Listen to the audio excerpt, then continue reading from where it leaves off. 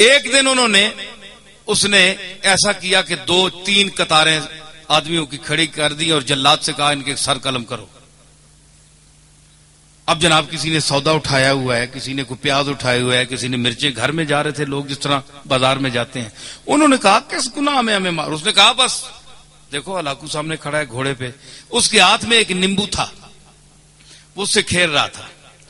अच्छा, अब अगली सफ जो मरनी शुरू हुई, एक का सर गया, दूसरे का, तीसरे का। सफ पहली, एक बूढ़ा आदमी आखिर में खड़ा था। उसने जब देखा ना कि अब तो मेरी बारी है, इसके बाद वो दौड़कर पीछे हो गया पिछली सफ में। भाई जितनी देर जान बच जाए, देखा ना सुकून ढूंढता है इंसान। उस पर तो छुरी चल गई ना तो सुकून ढूंढता है मुर्गा हाथ पांव मारने में, और इस पर चलने वाली है, ये पहले ही सुकून ढूंढ रहा है। दलील आपके सामने आ गई कि नहीं?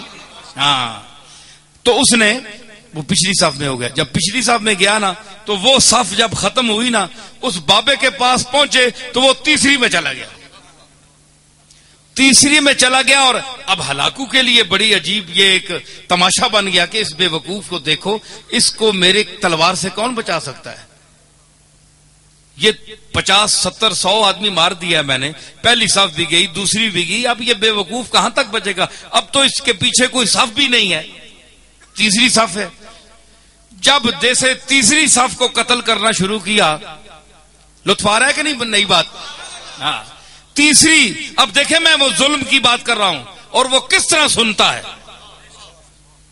तो जब वो तीसरी साफ पे कत्ल शुरू हुआ ना, तो आखिरी जब बाबा रह गया ना, तो हलाकू ने कहा जल्लाद से कि 1 मिनट रुक जा, इसको ना मारना।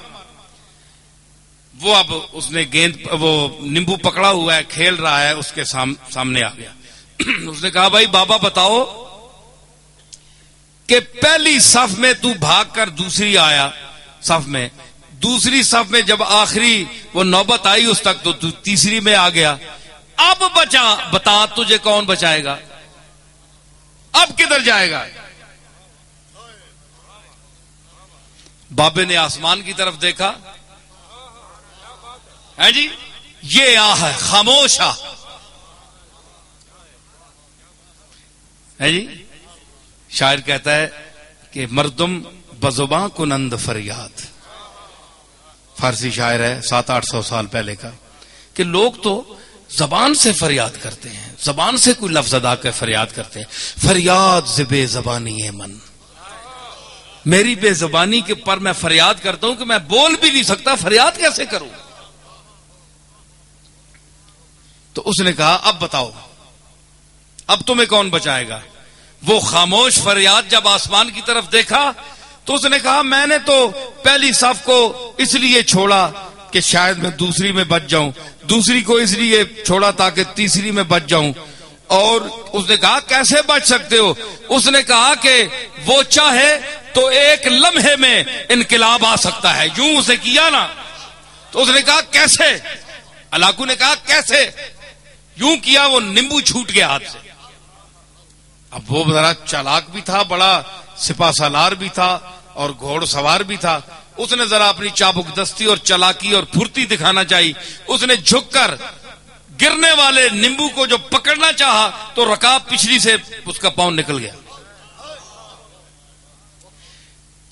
ये मंजर देखकर घोड़ा भाग गया, भाग निकला, भागा, वो दोबारा रकाब में पांव न डाल सका, यहां तक के हलाकू वहां गिर गया और उसका सर पटक पटक पटक के वही मर गया।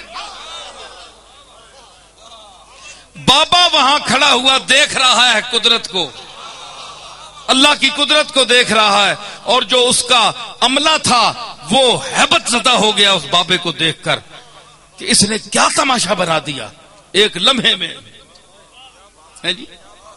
तो उसने कहा कि इजाबत अज दरे हक बहरे इस्तिकबाल मी आयद, मजलूम की आह से डर, क्योंकि जब वो आह करता है तो इजाबत, कबूलियत दूर से उसका इस्तिकबाल करने आती है।